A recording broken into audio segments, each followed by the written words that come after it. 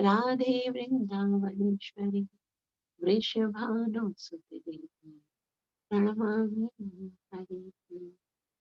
जय श्री कृष्ण चैतन्य प्रभु नित्यानंद श्री अद्वैत गदाधर श्रीवासदि गौर भक्त। हरे कृष्ण कृष्ण कृष्ण हरे हरे, हरे राम राम राम हरे हरे। ग्रंथ श्रीमद् भागवत महापुराण की जय।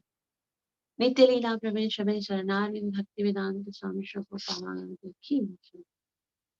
तो कल कपिल देव अपनी माता देवहूति को, हम आध्यात्मिक जगत में आगे जाते हैं उसी तरह से हमें आत्म साक्षात्कार होता है और भगवान का साक्षात्कार भी उसी स्थिति में होता है। जैसे भगवान के विभिन्न प्रकार के स्वरूप है, भगवान का अलग अलग, जैसे भगवान को कुछ लोग निराकार सोचते हैं, कुछ परमात्मा, कुछ भगवान के स्वरूप में भगवान को मानते हैं। तो वो कैसे है, जैसे जैसे उसकी आध्यात्मिक उन्नति होती है, जैसे बहुत ही सुंदर और सटीक एग्जाम्पल देकर श्री प्रभुपाद जी ने समझाया था।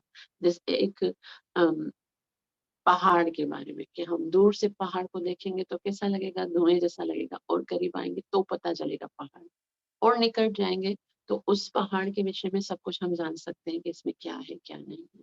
उसी तरह से विभिन्न इंद्रियों के द्वारा हम एक ही वस्तु को अलग अलग तरीके से टेस्ट करते हैं, जैसे आंखों से देखकर, कानों से श्रवण करके, नासिका से सूंघ कर, और स्किन से स्पर्श करके, और जिह्वा से टेस्ट करके। तो मतलब अलग अलग स्टेज है एक ही वस्तु को समझने के लिए। उसी तरह से बहुत सारी विधियां हैं भगवान को प्राप्त करने की, भगवान को समझने की। भगवान भगवत भक्ति जो है, उस भक्ति के साथ बाकी बहुत सारी विधियां हैं। उसके अंदर जब भक्ति मिल जाती है तब भगवान समझ में आते हैं, तब भगवान के साथ कोई संबंध हमारा स्थापित होता है।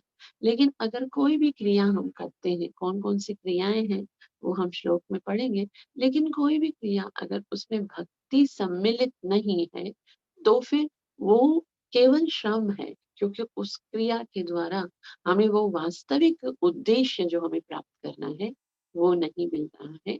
तो भक्ति जो है वो बहुत आवश्यक है, और भक्ति क्या है वो भी हम इस श्लोक में सीखेंगे। श्लोक नंबर 34।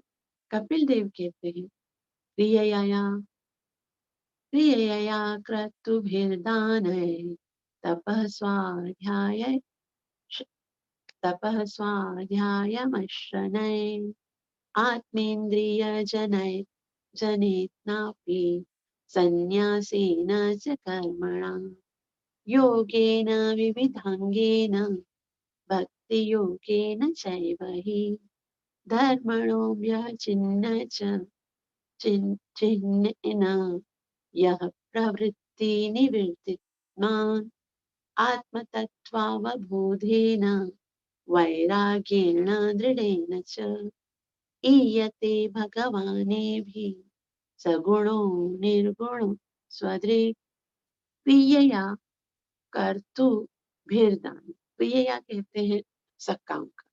कुछ लोग जो है वो सकाम कर्म के द्वारा, जैसे सकाम कर्म कौन से होते हैं कि हम ये कार्य करेंगे उसके बदले में ये मिलेगा, ये काम करेंगे उसके। कुछ लोग जीवन भर केवल सकाम कर्म करते हैं। तो सकाम कर्म करने के द्वारा एटलीस्ट वो विकर्म तो नहीं कर रहे हैं, वो अच्छे सकाम कर्म होते हैं जो वेदों में बताए गए, शास्त्रों में बताए गए। तो वो सारे कार्य होते हैं, जैसे दान देना या और भी दूसरी चीजें जो सकाम कर्म कि भाई हम ये करेंगे ये मिलेगा। तो उस सकाम कर्म जो करते हैं, दूसरा कर्तु कर्तु कहते हैं यज्ञ करते हैं। कुछ सकाम कर्म करते हैं और कुछ यज्ञ करते हैं, मतलब निष्काम ही करें, भले उसके बदले में कुछ लाभ की इच्छा ना हो, लेकिन वो यज्ञ करते हैं कुछ लोग, और कुछ दान देते हैं, कुछ तपस्या करते हैं। तपः स्वाध्याय मशनः, स्वाध्याय मतलब वैदिक साहित्य को पढ़ना, और मर्शनय का मतलब होता है तथा ज्ञान योग के द्वारा, कि बहुत ज्यादा शास्त्रों को समझना, उनके अंदर बहुत ज्यादा लीन होना, तल्लीन होकर उनको पढ़ना। और उसके बाद आत्म इंद्रिय जयेन, यानी मन तथा इंद्रियों को वश में करने का। आत्म कहते हैं मन को, इंद्रिय को, जयेम मतलब उनको वश में करने की विधि होती है, जैसे ध्यानी योग करते हैं। अपि संन्यासेन, या फिर भले संन्यास ही ग्रहण करते, च कर्मणाम, और सकाम कर्मों का, योगेन विविधांगेन, योगेन यानी योग, जो अष्टांग योग है ना, वो ये यहाँ पर ये वाला योग है। विविधांगेन, उसके विविध अंग होते हैं, जैसे यम, नियम, धारणा, ध्यान, समाधि, ये सब होते हैं। और उसके बाद भक्ति योगेन च एव ही, भक्ति योगेन, ये सारी क्रिया कैसे करनी है? भक्ति योग सम्मिलित, मतलब अगर भक्ति नहीं है तो आप इनमें से कुछ भी करते हो। क्या करते हो? चाहे सकाम कर्म करते हो, यज्ञ करते हो, दान देते हो, तपस्या करते हो, या फिर इंद्रियों का दमन करते हो, या फिर अष्टांग योग के विभिन्न प्रकार की विधियों का पालन करते हो। अगर उसमें भक्ति नहीं है तो फिर कुछ लाभ नहीं है। भक्ति योगे न चाहे वही, यानी वो चाहे वही मतलब निस्संदेह उसके अंदर भक्ति होनी चाहिए। और धर्मण्य यानी नियत क्रिया है, जैसे नियत कर्म होते हैं जो हमें जरूरी करने होते हैं वो। और उभय चिन्ह मतलब दो दो लक्षण होते हैं। कौन से होते हैं? एक प्रवृत्ति होती है और एक निवृत्ति होती है। यानी नियत कर्म दो प्रकार के होते हैं। प्रवृत्ति मार्ग कौन सा होता है? जैसे हम गृहस्थ लोग होते हैं जो संसार में रहते हैं, वो प्रवृत्ति होता है। और निवृत्ति मार्ग कौन सा आता है? वैराग्य, जो सब घर बार छोड़कर जंगलों में जाकर तपस्या करते हैं। चाहे वो प्रवृत्ति मार्ग में हो या निवृत्ति मार्ग में हो, आत्म तत्व, आत्म साक्षात्कार तत्व का विज्ञान अवबोधेन, ज्ञान से, वैराग्येण येन, मतलब ज्ञान और वैराग्य जो है वो भक्ति योग के साथ अवश्य होने चाहिए। और उसके बाद दृढ़ेन च ईयते, दृढ़ेन यानी बहुत ही दृढ़ता के साथ, ईयते अनुभव किया जाता है। किसको? क्यों किया जा रहा है ये? नियत कर्म करना और ज्ञान और वैराग्य के साथ भक्ति करना, ये सारे कार्यों को भक्ति के साथ करना क्यों करना है? भगवान भगवान को प्राप्त करने के लिए, भगवान के साथ अपना संबंध, यानी जो भी क्रिया है उसका मुख्य उद्देश्य है भगवान को जानना, भगवान के साथ प्रेम करना। जैसे हम कथा श्रवण करने से पहले भी बोलते हैं ना कि हमको कथा श्रवण करने का पूरा पूरा लाभ हो, जो कि है कृष्ण प्रेम की प्राप्ति।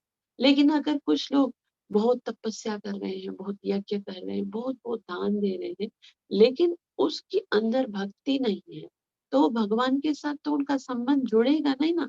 वो बस ऐसे ही खाली क्रिया कर रहे हैं, तो उसका क्या लाभ होगा उसको वो क्रिया करके? कुछ, बस वो क्रिया सकाम कर्म हो गया। जब तक भगवान के साथ या भगवान के लिए वो कार्य नहीं किया जाता है, भगवान की प्रसन्नता के लिए नहीं किया जाता, तब तक वही कार्य हमारे बंधन का कारण।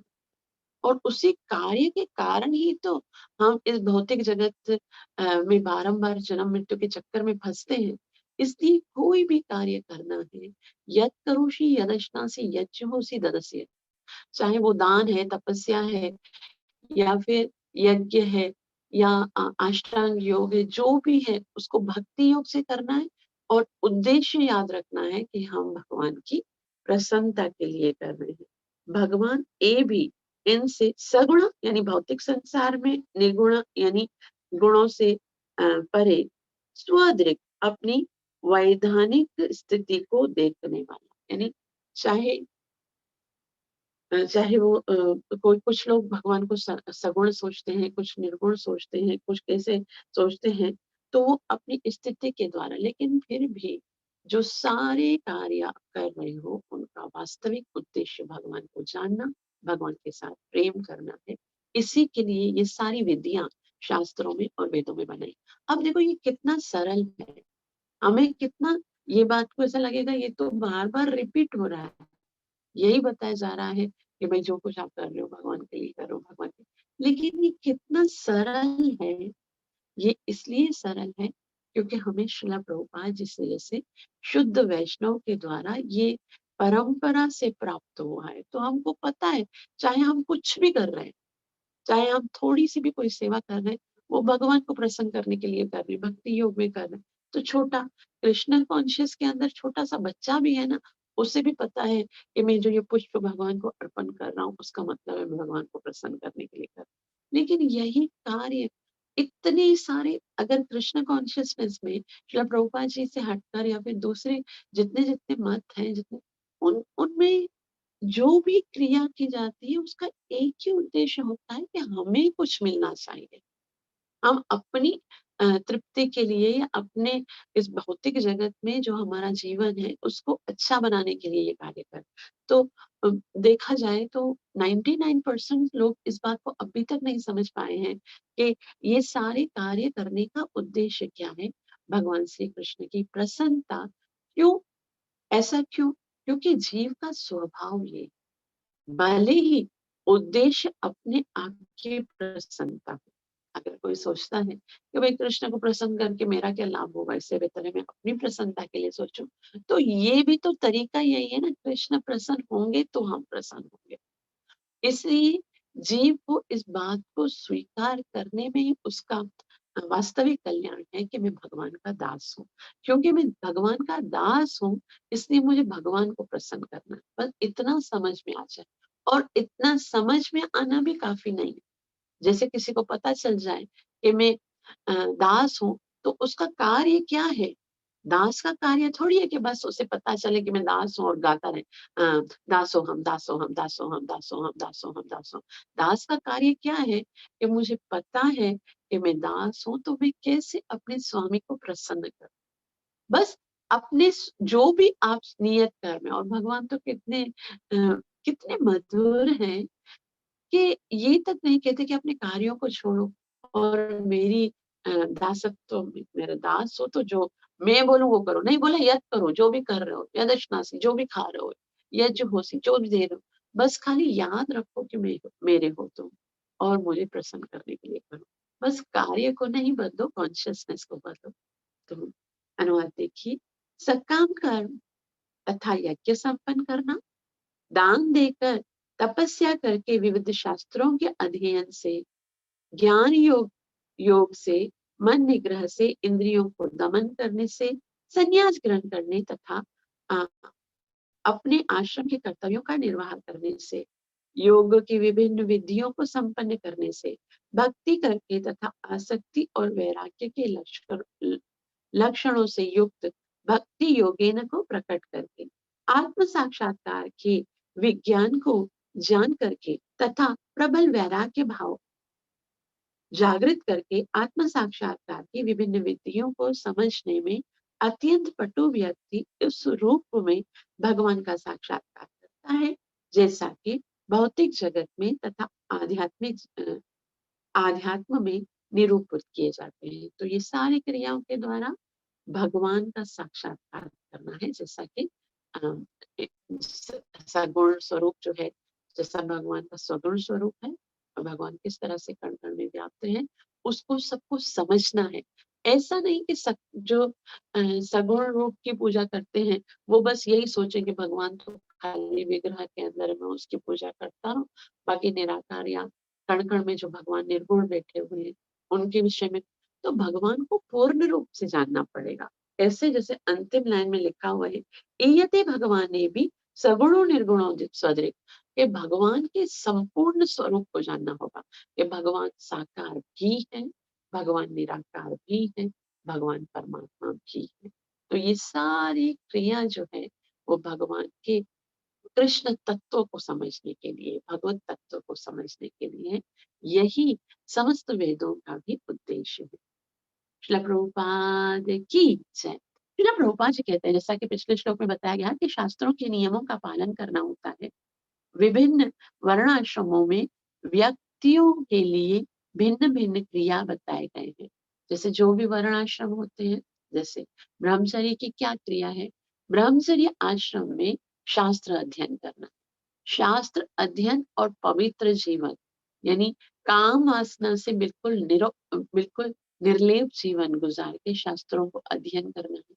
उसके बाद गृहस्थ आश्रम में प्रवेश करना है और गृहस्थ आश्रम में गृहमेधी बनकर नहीं, गृहस्थ यानी ये जो गृहस्थ स्वीकार करते हैं ना, गृहस्थ आश्रम में बहुत सारी रिस्पॉन्सिबिलिटीज होती हैं और बहुत सारी रिस्पॉन्सिबिलिटीज जो होती हैं दूसरे आश्रमों को पालने की रिस्पॉन्सिबिलिटी होती है। अर्थात जो ब्रह्मचारी होते हैं वो पूरा का पूरा गृहस्थों के ऊपर डिपेंड करते हैं, है ना। छोटे बच्चे जो होते हैं 25 साल तक वो तो माता पिता पर, और उसके बाद अगर देखा जाए जो उनके माता पिता बड़े हो गए हैं, अब वो भी रिटायर हो गए हैं, तो फिर उनकी जिम्मेदारी भी गृहस्थियों पर होती है। और जो सन्यासी हैं जिन्होंने घर त्याग दिया है, वो भी तो गृहस्थों के ऊपर ही डिपेंड करते हैं कि वो मधुकरी करते हैं।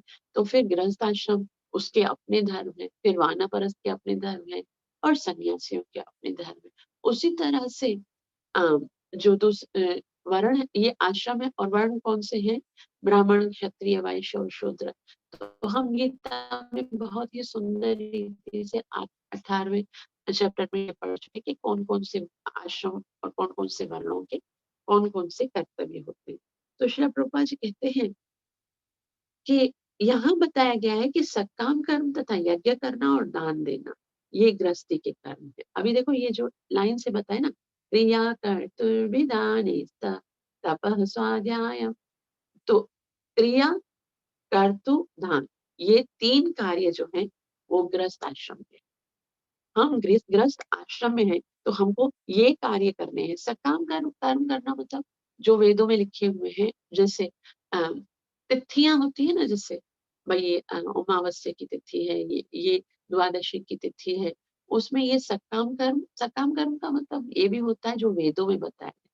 अब सकाम का मतलब एक ये भी होता है कि इच्छा पूरी होने के लिए, लेकिन वेदों के जो आदेश हैं वो गृहस्थियों को पूरे करने पड़ते हैं। आगे ये बताया जाएगा कि इच्छा नहीं करनी चाहिए, लेकिन ये गृहस्थियों के कर्म हैं, ये सारे कर्तव्य के उनको ये पता होना चाहिए कि आज ये दिन है, ये तिथि है, इस तरह से करना है। तो वो यज्ञ करना और दान देना, ये तो गृहस्थियों के कार्य है। और आश्रम 4 है, ब्रह्मचर्य, गृहस्थ, वानप्रस्थ तथा संन्यास। गृहस्थ के लिए यज्ञ करने, दान देने तथा नियत कर्मों के अनुसार कर्म करने की संस्तुति की गई। हम सब गृहस्थ हैं तो हमें याद रखना चाहिए कि हमें यज्ञ, दान और नियत कर्मों को नहीं छोड़ना है। नियत कर्म का मतलब ये भी होता है कि जैसे शास्त्रों में बताया गया है कि अपने माता पिता के लिए श्राद्ध करना होता है, पिंडोदक क्रिया करनी होती है और ब्राह्मणों को दान देना होता है, यज्ञ करना होता है। ये सब हम गृहस्थों के कर्तव्य। इसी प्रकार तपस्या, वेद अध्ययन तथा ज्ञान की खोज, ये ये वानप्रस्थ के लिए है। ठीक है, वानप्रस्थ जो है उनको क्या करना है? अब गृहस्थ आश्रम के ये सारे सकाम कर्मों से आगे बढ़ना है और फिर तपस्या करनी है, वेदों को श्रवण करना है, पढ़ना है और ज्ञान की खोज करनी है। अब बस मुझे आध्यात्मिक जीवन की ओर उन्नति करनी है। ये वानप्रस्थ के लिए। ब्रह्मचर्य या छात्र के लिए प्रामाणिक गुरु से वेदों का अध्ययन करना करणीय बताया गया। ब्रह्मचारी को बस शास्त्र अध्ययन करने और किसी भी ये पहले दूसरी चीजों के अंदर फंसना ही नहीं है। तो जो सन्यासी हैं उनके लिए आत्मेंद्रिय जय, अर्थात मन तथा निरोध तथा इंद्रियों को वश में करना है।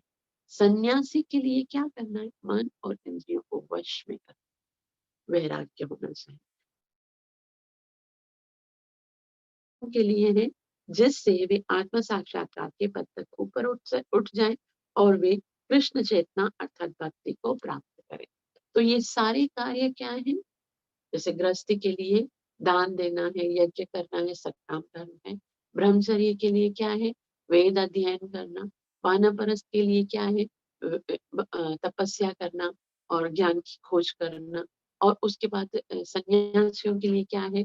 अ, इंद्रियों को दमन करना, मन को, ये सब क्यों करना है? यहाँ पर बताया गया है कि ये विभिन्न कार्य भिन्न भिन्न व्यक्तियों के लिए हैं, जिससे वे आत्म साक्षात्कार के पद तक ऊपर उठ सके, कि वो जीव की सबसे बड़ी प्रॉब्लम ये है कि वो इस देहात्म बुद्धि से ऊपर उठ ही नहीं पाता है। मरते दम तक यही याद रहता है, मैं ये शरीर हूँ, ये मेरे संबंधी हैं, मेरे ये कर्तव्य है। लेकिन मनुष्य को आत्म साक्षात्कार के पद तक ऊपर उठना है और अ, वे कृष्ण चेतना अर्थात भक्ति को प्राप्त करने के लिए आगे बढ़ता है। ये सारे कार्य जो है वो सहायता करते हैं। दान देने से वैराग्य उत्पन्न होता है, यज्ञ करने से मन शुद्ध होता है और इस तरह से जब अपने कर्मों को पूरा करते हैं तो भौतिक जगत से आसक्ति खत्म होती है, तभी तो आगे उन्नति होगी। तो ये सारे क्यों किए जाते हैं? भक्ति योग को प्राप्त कर। भक्ति योगी न चैवहि का अर्थ है कि इस श्लोक में जो 34 के अनुसार जो भी करणीय है, चाहे वो योग है या यज्ञ कर्म वेदा अध्ययन या संन्यास ग्रहण करना, उसे भक्ति योग में संपन्न करना चाहिए। जैसे लास्ट में लिखा हुआ है ना 34 में, भक्ति योगेन, तो वो भक्ति योग के 35 के पहली वाली, योगेन विविधांगेन भक्ति योगेन चैवहि, कि वो भक्ति योग। चैवहि शब्द संस्कृत व्याकरण के अनुसार बताते हैं कि मनुष्य को ये सारे कार्य भक्ति के साथ साथ करने चाहिए। जो भी आप करते हो उसके अंदर प्रेम और भक्ति अगर नहीं है तो वो क्रिया जो है वो फिजूल है। क्योंकि श्रील प्रभुपाद जी कहते हैं ये सारे कार्य भक्ति योग के साथ करने चाहिए, अन्यथा इन कार्यों का कोई फल नहीं होता। कोई भी नियत कर्म भगवान के लिए होना चाहिए। इसकी पुष्टि Shrimad Bhagavad Gita chapter number 9 verse number 27 में अ, हुई है। क्या बताया? यद करुषि यदश्नासि यज्जिहोसि ददासि यद तपस्यसि कौन्तेय तत्कुरुष्व मदर्पणम्। तुम जो कुछ करते हो वो सब केवल तत्करुषि मदर्पण, मुझे अर्पण करो। श्री प्रभुपाद जी यहाँ बताते तुम जो भी करो, जो भी खाओ, जो भी यज्ञ करो, जो भी तपस्या करो, जो भी दान दो, उन सब का फल परमेश्वर को दिया जाना चाहिए। यहाँ पर एव शब्द जोड़ दिया गया है जो यह बताता है कि ये कर्म इस तरह अवश्य किए जाएं। जब तक सारे कर्मों के साथ भक्ति नहीं होती है तब तक वांछित फल नहीं मिलता है, किंतु जब हर कार्य के साथ भक्ति योग को प्रधानता मिलती है तो अंतिम लक्ष्य अवश्य प्राप्त होता है। तो अंतिम लक्ष्य क्या है? हमें अपने स्वरूप की प्राप्ति, आत्म साक्षात्कार। मैं कौन हूँ, मेरा संबंध किसके साथ है, मुझे भगवान की सेवा कैसे करनी, वो केवल भक्ति योग के द्वारा ही संभव है। इन सारी क्रियाओं में जब तक भक्ति नहीं है तो सब निष्फल है। मनुष्य को भगवान कृष्ण तक पहुंचना होता है, जैसा कि भगवत गीता में बताया गया है। बहुनाम जन्मनाम अंते ज्ञानवान माम प्रपद्यते। अनेकानेक जन्मों के पश्चात मनुष्य परम पुरुष कृष्ण के पास पास जाता है। श्रीमद् भगवत गीता में भगवान यह भी बताते हैं कि भोक्तारम यज्ञ तपस्या, कि जो भी यज्ञ है तपस्या है उनका भोक्ता, उनको भोगने वाला मैं हूँ, उनका स्वामी हूँ। समस्त यज्ञों अथवा कठिन तपस्याओं के भोक्ते भगवान है। वह सारे लोगों का स्वामी है और प्रत्येक जीव आत्मा के सखा है। स्वामी के जगत में जो स्वामी होता है वो स्वामी होता है, वो कभी सखा बनकर पेश नहीं आता। जो सखा होता है वो स्वामी बन सकता है। कभी कभी कभी ऐसा होता है, बोलते तुम मेरे मित्र नहीं तुम मेरे मालिक हो। लेकिन जो मालिक है ना वो कभी सखा के स्टेज पर नीचे नहीं आता है ना। वो बोलता भाई मेरा तो एक स्वामी बना होना चाहिए ना। लेकिन ये भगवान कैसे हैं, वो प्रत्येक वस्तु के स्वामी होकर भी हमारे साथ सुहृदम सर्वभूतानां, सखा का संबंध जोड़ने के लिए उत्सुक रहते हैं। तो धर्मेण व्यचिन्नेन, इसका अर्थ है भक्ति योग के दो लक्षण है, भगवान के प्रति आसक्ति तथा समस्त भौतिक संबंधों से विरक्ति। जैसे दो बताए गए हैं ना, अ, एक प्रवृत्ति मार्ग एक निवृत्ति मार्ग। तो प्रवृत्ति यानी भगवान के प्रति आसक्ति और समस्त भौतिक संबंधों से विरक्ति मतलब निवृत्ति। तो जिस प्रकार भोजन करते समय, अब यहाँ श्री प्रभुपाद जी बहुत सुंदर एग्जाम्पल देते हैं, ये वाली एग्जाम्पल मुझे बहुत अच्छी लगती है। श्री प्रभुपाद जी कहते हैं जिस प्रकार भोजन करते समय दो प्रकार के कार्य होते हैं, उसी तरह भक्ति योग की प्रगति दो प्रकार के लक्षणों से होती है। जैसे भोजन करने से क्या होता है, भूख भूखे व्यक्ति को शांति तथा संतोष मिलता। एक तो पेट भर गया तो शांति मिली, और आनंद आया तो संतोष मिला। तो तथा साथ ही और अधिक भोजन करने से विरक्ति हो जाती है। और भी अधिक भोजन करते तो बोलते बस अब नहीं खाना है। इसी प्रकार भक्ति योग करने से वास्तविक ज्ञान उत्पन्न होता है। वास्तविक ज्ञान क्या है, मैं कौन हूँ, भगवान कौन है, मेरे साथ उनका संबंध क्या है। तो जैसे जैसे भक्ति योग करते हैं तो वो उत्पन्न होता है। कैसे उत्पन्न होता है, भक्ति योग कैसे करते हैं, पहले श्रवण करेंगे, फिर कीर्तन करेंगे, फिर मनन करेंगे, अर्चन करेंगे, तो खुद ब खुद आत्म साक्षात्कार और परमात्मा साक्षात्कार होने लगता है। इस प्रकार भक्ति करने से वास्तविक ज्ञान उत्पन्न होता है और मनुष्य समस्त भौतिक कार्यों से विरक्त हो जाता है। फिर धीरे धीरे पता चलता है कि ये सब इस भौतिक कार्यों का कोई लाभ नहीं, तो धीरे धीरे विरक्त होता जाता है। भक्ति के द्वारा पदार्थ से जैसी विरक्ति तथा परमेश्वर के प्रति आसक्ति उत्पन्न होती है, वह अन्य किसी कर्म से नहीं हो पाती। बस ये भक्ति के द्वारा ही वास्तविक जो भगवान के साथ हमारा संबंध है, जो आसक्ति है, वो उत्पन्न होती है। परमेश्वर के प्रति इस आसक्ति को बढ़ाने की 9 विभिन्न विधियां। अब भक्ति भक्ति भक्ति बार बार बताया गया, ये सारी चीजें भक्ति के साथ करनी चाहिए, भक्ति से ही आत्म साक्षात्कार होगा, भक्ति से ही भगवान प्रसन्न होंगे। तो भक्ति क्या है, भक्ति की 9 विधियां यहाँ पर बताते हुए श्रीला प्रभुपाद जी कहते हैं, श्रवणम कीर्तनम स्मरणम पूजनम सेवा और सख्या भाव प्रधान प्रार्थना सर्वस्व समर्पण तथा भगवान के चरण कमलों की सेवा वैराग्य उत्पन्न करने वाली विधियां श्लोक नंबर 36 में बताए गए हैं। तो 36 में जो बताया गया है उस वो भक्ति योग है। क्या बताया गया कि आत्म तत्वावबोधेन वैराग्येण दृढ़ेन च ईयते भगवाने भी सगुणो निर्गुण तदिक। तो ये सारे जो है कि किस तरह से हमें भगवान को प्रसन्न करने के लिए आत्म तत्व न बोल देना, यानी अपने अपनी आत्मा को समझकर और फिर भौतिक वस्तुओं से वैराग्य होकर भगवान के स्वरूप को जानना, ये बताया गया। तो मनुष्य अपने नियत कर्मों को संपन्न करके यथा यज्ञ द्वारा स्वर्गलोक जैसे उच्च लोक का प्राप्त कर सकता है। वो ऐसे बताया गया है ना, त्रिवेदा त्रिविधाम, 3 प्रकार के वेदों को का पालन करके और सोमवश पीकर अलग जीव जो है वो स्वर्गलोक को प्राप्त करता है। एतम भुक्त्वा स्वर्गलोकम विशालम क्षीणे पुण्य मृत्यु लोकम विशन्ति। तो चैप्टर नंबर 9 में भगवान ने बताया, उसी तरह यहाँ श्री प्रभुपाद जी बोलते हैं कि मनुष्य अपने नियत कार्यों को संपन्न करके तथा यज्ञ द्वारा स्वर्गलोक जैसे उच्च लोकों में पहुंच सकते हैं। 2 पार्ट, एक अपने नियत कर्म और दूसरा यज्ञ के द्वारा। जैसे 100 यज्ञ करते तो इंद्र बन। तो जब संन्यास ग्रहण करके मनुष्य ऐसी इच्छाओं से ऊपर उठ जाता है तो वह परमेश्वर के ब्रह्म स्वरूप को समझ सकता है।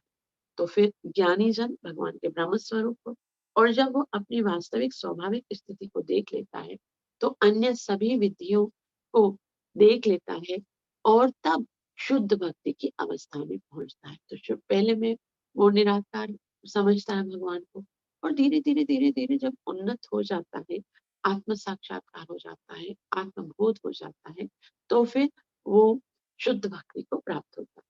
इस तरह से बहुनाम जन्म नामन्ते ज्ञानवान माम प्रपद्यते। तो आगे श्री प्रभुपाद जी कहते हैं, उस समय वह पूर्ण पुरुषोत्तम भगवान को समझ सकता है। परम पुरुष का ज्ञान आत्म तत्व अवबोधेन कहलाता है। आत्म तत्व अवबोधेन, जिसका अर्थ है कि स्वयं की वास्तविक स्थिति को समझना, आत्म तत्व विबोधेन, अपनी स्थिति को समझना। और यदि कोई सचमुच परमेश्वर की शाश्वत दास के रूप में अपनी वैधानिक स्थिति को समझ सकता है तो वह संसार की सेवा से विरक्त हो जाता है। उसे पता चल गया कि मेरा स्वरूप भगवान की सेवा करना, तो फिर संसार की सेवा से सेवा तो करनी है, जीव सेवक है, जीव का स्वभाव सेवा करना है। अब ये श्रील प्रभुपाद जी कहते हैं, अगर आप भगवान की सेवा करोगे तो बच जाओगे, वरना आपको माया की सेवा करनी पड़ेगी। तो संसार की सेवा से विरक्ति हो जाती है जब भगवान की सेवा में आनंद आने लगता है। प्रत्येक मनुष्य किसी न किसी प्रकार की सेवा में लगा। अब श्रील प्रभुपाद जी बोलते क्योंकि स्वभाव है ना, तो हर कोई सेवा करता है। यदि कोई अपनी स्वाभाविक स्थिति से परिचित नहीं होता है तो वह अपने स्थूल शरीर, अपने परिवार, समाज या देश की सेवा में लगा। अगर वो किसी न किसी सेवा में होगा, अगर इस बात को जानता नहीं है तो भी जरा गौर से देखिए। कोई अपने परिवार की सेवा करता है, कोई अपने राष्ट्र की सेवा करता है और कोई तो अपने शरीर की सेवा करता है। किंतु जो ही वह अपनी स्वाभाविक स्थिति को देख पाता है, स्वदृक का अर्थ है जो देखने में समर्थ है, वह ऐसी सेवा से विरक्त होकर अपने आप को भक्ति योग में लगाता है। तो भौतिक जो सेवाएं हैं वो तब तक है जब तक कि जीव आत्म साक्षात्कार करके इस उद्देश्य तक नहीं पहुंचता कि मुझे भगवान को प्रसन्न करना है। और जब पता चल जाता है तो फिर भौतिक वस्तुओं से विरक्ति हो जाती है और भगवान के प्रति आसक्ति हो जाती है। जब तक मनुष्य भौतिक गुणों से युक्त है, जब तक गुण है कौन कौन से, सत्वगुण, रजोगुण, तमोगुण, ये सारे जो गुण हैं जब तक हमारे अंदर है और शास्त्रानुमोदित अपने कर्म करता रहता है तो वह उच्च लोगों को खोज सकता है। यानी जब मनुष्य भौतिक गुणों से युक्त है, भौतिक गुण है, उसके अनुसार वो कार्य करता है, यज्ञ करता है, दान देता है या जो भी करता है, तो शास्त्र अनुमोदित, तो फिर उसे क्या बताया जाता है शास्त्र में, उच्च लोक को जा सकता है। जहाँ के अधिष्ठाता देव सूर्य, चंद्रदेव, वायुदेव, ब्रह्मा तथा शिव जैसे भगवान के भौतिक प्रतिनिधि होते हैं। कहाँ जाएंगे? जो उच्च लोक है, सूर्य लोक है, चंद्रमा लोक है, या फिर दूसरे अदर वायुदेव का लोक है, ब्रह्मदेव जैसे लोक है, ऊपर के प्लैनेट्स में जाए। ये सेंटर में क्या है? धरती है ना, ऊपर के प्लैनेट्स में अगर कोई शुभ कार्य करता है तो सारे देवता भगवान के भौतिक स्वरूप हैं। भौतिक कर्मों से मनुष्य केवल ऐसे देवताओं तक ही पहुंच सकता है, जैसा कि श्रीमद् भगवत गीता 9.25 में कहा गया है, यान्ति देव व्रता देवा। जो लोग देवताओं पर अनुरक्त हैं और अपने नियत कर्म करते हैं, वे देवताओं के पास तक, देवताओं के धाम तक पहुंच सकते हैं। इस तरह मनुष्य को पितृलोक जाया जा सकता है। उसी तरह जो व्यक्ति अपने जीवन की वास्तविक स्थिति ठीक से समझता है, वह भक्ति अपना लेता है और भगवान का साक्षात, तो जिसको सही मायने में समझ में आ गया है कि उद्देश्य क्या है, तो वो फिर देवताओं के जो कार्य है उसमें नहीं पहुंचता है, क्योंकि यहाँ बताया गया है कि सारे देवता भगवान के भौतिक स्वरूप हैं। ये भौतिक स्वरूप का मतलब होता है भगवान ने उनको ये स्वरूप प्रदान किया है कि जो लोग मेरी तरफ नहीं आना चाहते और कुछ वस्तुएं प्राप्त करना चाहते हैं, उनको देते जाओ, उनको देते जाओ। जब तक उनको रियलाइज नहीं हो जाता है कि मुझे भगवान की भक्ति करनी है, मुझे भगवान की सेवा करनी है, तब तक जीव को जबरदस्ती भगवान नहीं बुलाते। इसलिए बहुत सारी विधियां बताई गई शास्त्रों में, वेदों में, वेद पढ़ना, अध्ययन करना और भगवान की निराकार रूप में सेवा करना, ये सब बताया गया है, क्योंकि भगवान चाहते हैं कि हम बाई फोर्स भक्ति ना करें, बल्कि भगवान को प्रसन्न करने के लिए करें। तो यहाँ श्री प्रभुपाद जी अंतिम इस टॉपिक पर कहते हैं कि जो लोग देवताओं पर अनुरक्त हैं और जो अपने नियत कर्म करते हैं, वे देवताओं के धाम तक पहुंच सकते हैं।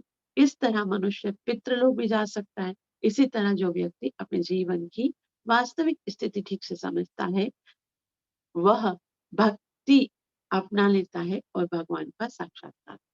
तो जब तक ये नहीं होता है तब तक सारी क्रियाएं निष्फल है। तो माता ने जो सवाल पूछे थे, यहाँ पर कपिल देव कहते हैं, मैंने आपको अब तक ये सवालों के जवाब दे दिए।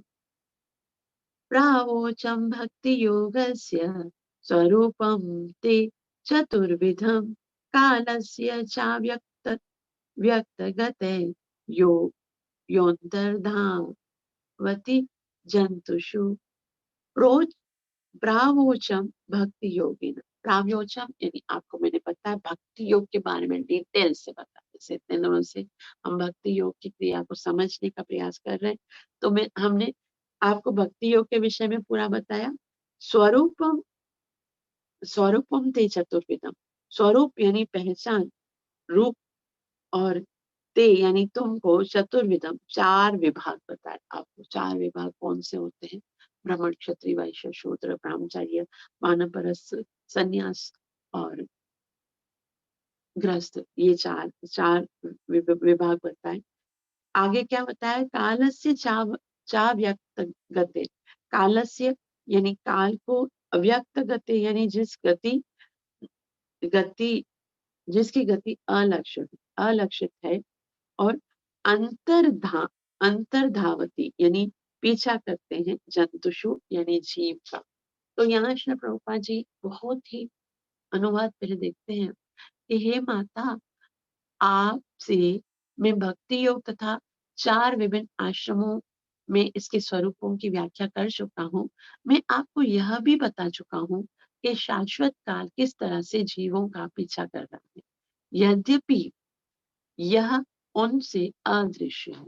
तो जीव आत्मा को जब शरीर मिल जाता है तो शाश्वत काल जो है किस तरह से जीव का पीछा कर, जीव का सदैव पीछा कर रहा होता है कि ये किस किस समय में इसके प्राण हरण कर दूं। यद्यपि उससे अदृश्य है, जीव आत्मा को नहीं देखते काल, लेकिन फिर भी हमेशा जीव जन्म मरण का चक्कर बना रहता है। तो अ, इसी के कारण जीव जो है वो बार बार दूसरा दूसरा जन्म ले रहा है। कारण क्या है? क्योंकि वो इन वैदिक उसूलों को मानता नहीं है। श्रील प्रभुपाद की जय। श्रील प्रभुपाद जी कहते हैं भक्ति योग वह प्रधान नदी है जो परम सत्य स्वरूप सागर की ओर बढ़ रही है। भक्ति योग ऐसी नदी है, जब जीव भक्ति योग में प्रवेश करता है तो धीरे धीरे धीरे धीरे धीरे भगवान की ओर बढ़ना है। यहाँ पर वर्णित अन्य सारी विधियां उसकी सहायक नदियां हैं। जितनी भी सारी विधियां, यज्ञ, तपस्या, दान, वर्णाश्रम धर्म का पालन करना, सकाम कर्म करना, ये सब भक्ति योग के साथ मिलती हैं। और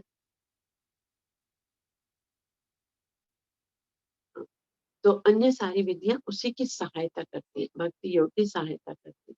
भगवान कपिल भक्ति योग की महत्ता का सार संक्षेप में दे रहे हैं। तो भक्ति योग के विषय में उन्होंने बताया, जैसा कि पहले बताया जा चुका है कि भक्ति योग चार विभागों में विभक्त है। तीन तो प्रकृति के गुणों के रूप में है तथा चौथा आत्मा है, आध्यात्म है। तो सतोगुण, रजोगुण, तमोगुण ये किस पर डिपेंड करते हैं? शरीर के ऊपर। गुण जो है वो आत्मा के ऊपर नहीं करते। और अंतिम क्या है? आध्यात्म यानी आत्मा। तो जो भौतिक गुणों से अछूता है, भक्ति योग प्रकृति के गुणों के साथ मिलकर संसार का एक साधन है, जबकि कर्म फल की इच्छा से रहित तथा ज्ञानी जन के लिए प्रयासों से रहित भक्ति शुद्ध है, दिव्य भक्तिमय सेवा है। तो यहाँ श्रील प्रभुपाद जी बता रहे हैं कर्म फल की इच्छा से रहित तथा ज्ञान योग के लिए। अब देखो, जो लोग सकाम कर्म करते हैं, फल प्राप्त करने के लिए बाकी सारी विधियां करते हैं, वो तो इस बात को नहीं समझ सकते, लेकिन जो ज्ञानी जन है, जो सकाम कर्मों के फलों से अनिश्चित है, वो तो प्रयास करेंगे शुद्ध भक्ति और भक्तिमय जीवन को प्राप्त करने के लिए, भगवान की भक्तिमय सेवा करने के लिए। तो इन श्लोकों को श्रील प्रभुपाद जी इस तरह से समझा रहे हैं कि जीव का वास्तविक लक्ष्य, वास्तविक उद्देश्य जो है वो कृष्ण है। तो जीव जो भी क्रियाएं शास्त्रों के अनुसार करता है, वो भगवान श्री कृष्ण की प्रसन्नता के लिए करता है। इसी से उसको आध्यात्मिक आनंद इस भौतिक जगत में भी प्राप्त होगा और आध्यात्मिक जगत की भी प्राप्ति होगी। यही एकमात्र जीव का लक्ष्य है। यदि मनुष्य जीवन में ये दो कार्य नहीं कर पाए, क्या? एक तो भगवान के साथ संबंध नहीं जोड़ पाए, और दूसरा जब संबंध जोड़ जाए, संबंध क्या है? एक ही संबंध है। वैसे तो अलग-अलग रसों में भगवान हमको स्वीकार करते हैं, लेकिन फिर भी हर एक रस में, चाहे वो शांत हो, दास्य हो, साख्य हो, वात्सल्य हो, उसमें करना क्या है? सेवा। ना? यशोदा मैया तो माँ है ना, फिर भी तो सेवा करती है ना? बलदाव तो सखा है, फिर भी सेवा करते हैं। चाहे रुक्मणी माता जो है वो माधुर्य संबंध है, फिर भी भगवान की सेवा करते हैं। और गैया जो है उनका शांत रस है, लेकिन फिर भी भगवान की सेवा करते हैं। ये पशु पक्षी इनका सबका शांत है, और जो दास्य है वो तो वैसे ही दास्य है। तो ये सारे जितने भी संबंध हैं, उनका एक ही मकसद है कि हम भगवान के साथ अपने संबंध को समझें कि हम भगवान के दास हैं, और फिर भगवान की सेवा करके, भगवान को प्रसन्न करके अपने जीवन को धन्य करें। आप सबका बहुत बहुत आभार जो इतना प्रेम से श्रवण किया। कृपया मुझे आशीर्वाद अवश्य दीजिएगा कि मैं अपनी सेवा और साधना को अच्छे से कर सकूं। ग्रंथ श्रीमद् भागवतम महापुराण की जय। नित्य लीला प्रवेश अभय चरणारविंद भक्ति वेदांत स्वामी श्री प्रभुपाद की जय। हरे कृष्ण। हरे कृष्णा। मत- कुछ पूछना है या किसी को कुछ बताना है? हाँ जी, एक क्वेश्चन है यहाँ पे। जो 3 टाइप की भक्ति बताई गई है, जो मिश्र भक्ति है, यहाँ पे देहात्म बुद्धि से ऊपर उठ पाते हैं क्या ये लोग? जो मिश्र भक्ति है, देखो भक्ति योग में जब हम कदम रखते हैं तो धीरे धीरे उन्नति होगी ही होगी।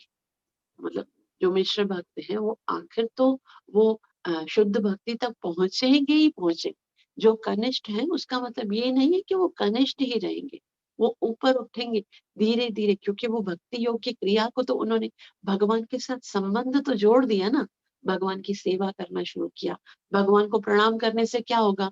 भगवान को प्रणाम करने से भगवान हमें आशीर्वाद देंगे। नाम तो जप करेगा ना, मिश्र भक्त भी क्या करेगा?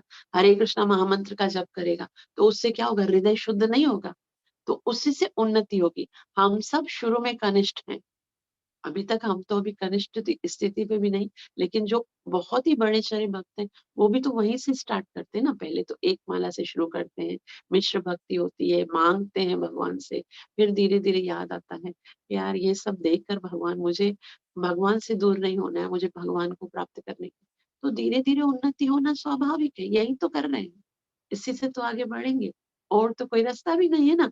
मिश्र भक्ति अगर हम कर रहे हैं और उसी के द्वारा तो आगे बढ़ेंगे, वरना डायरेक्ट से कौन शुद्ध भक्त बनता है?